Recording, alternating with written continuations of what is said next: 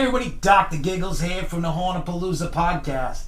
Today's video, we're reviewing the Bride of Frankenstein Lives at Universal Studios Orlando.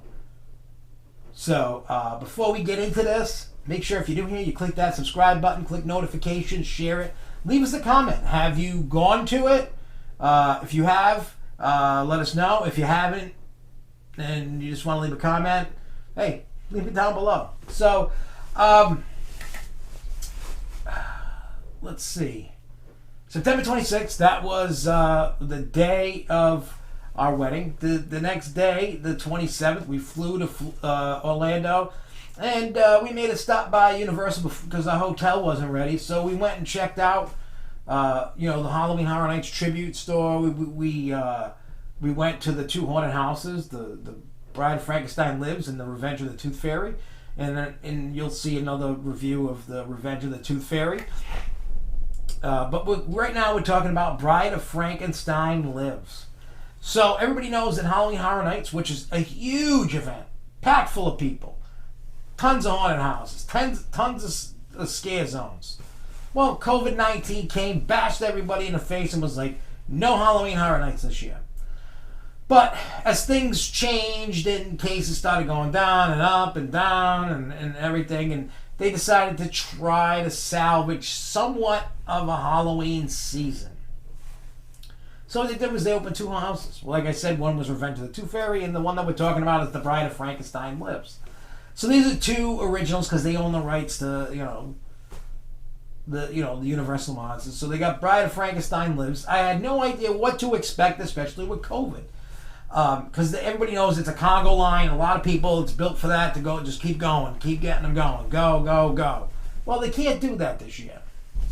They do have actors, they have props, lots of plexiglass. There's a great story about it. The whole storyline to the Bride of Frankenstein, and you're able to feel like you're part of it. You feel like you're inside like a little mini movie. The one thing that I like that they did, for those that have never been to Halloween Horror Nights, it's not like going to a local attraction where you have actors yelling, talking trash, doing whatever, different effects and stuff like that. Universal's always been known to put on a quality event. They've always had top-notch scenes, actors, but everything's kind of like, all the moving pieces and parts are like a movie. The actors aren't saying nothing. Everything's pre-recorded. And they all, everything's timing and what they do and all that. And they still hit it. They still do a great job of it like they always have. That hasn't changed. So what did they do for COVID-19? So what they did to protect the actors, because everybody knows the actors coming out swiping at you, whatever the theme is. So what they did was, where the actors going to be, they put them like in this plexiglass box, protect the actors. They got their masks on. Some that are out in the open, not behind plexiglass. They could be up above, like on a platform, but they're wearing a mask. It's kind of weird seeing the Bride of Frankenstein with a mask, but it still works out. It's cool. I really enjoyed it. I really did. The creative team at Universal did a phenomenal job with it. Between the music behind it, the sound effects, the actors just doing their thing, and just going through. You really felt like you were part of the whole universe of Bride of Frankenstein. You'd have Frankenstein and some other monsters and different behind plexiglass things. They did a great job. It was just like clockwork. It was like boom, boom, hitting it, hitting their spot every time. Lights shine on in the plexiglass, and the actor does their thing. And it actually made Jessica jump, and it was pretty damn cool to have a more intimate, go through of the house. Because with social distancing, and you have to wear your mask, and keeping everybody safe, doing all that stuff, they really pulled it off well. I totally recommend it. I give it a 4 out of 5. I felt it was a little too short, but,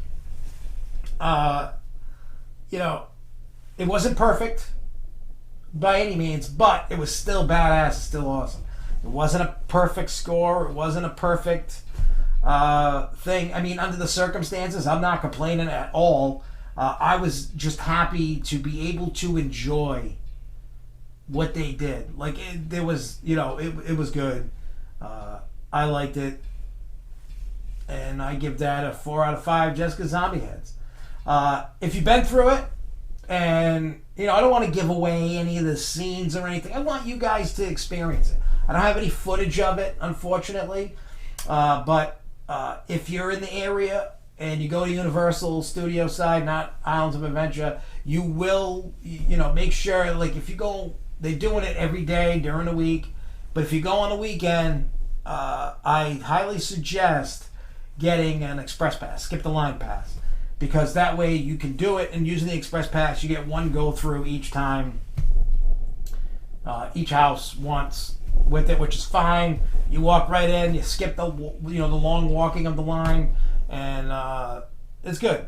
I think you guys would, if you love the Frankenstein and Universal Monsters and Bride of Frankenstein, you will definitely enjoy this haunt. So that's it for me. If you enjoyed this, please do us a favor and hit that like button, click the share, and until next time, everybody, stay freaky out.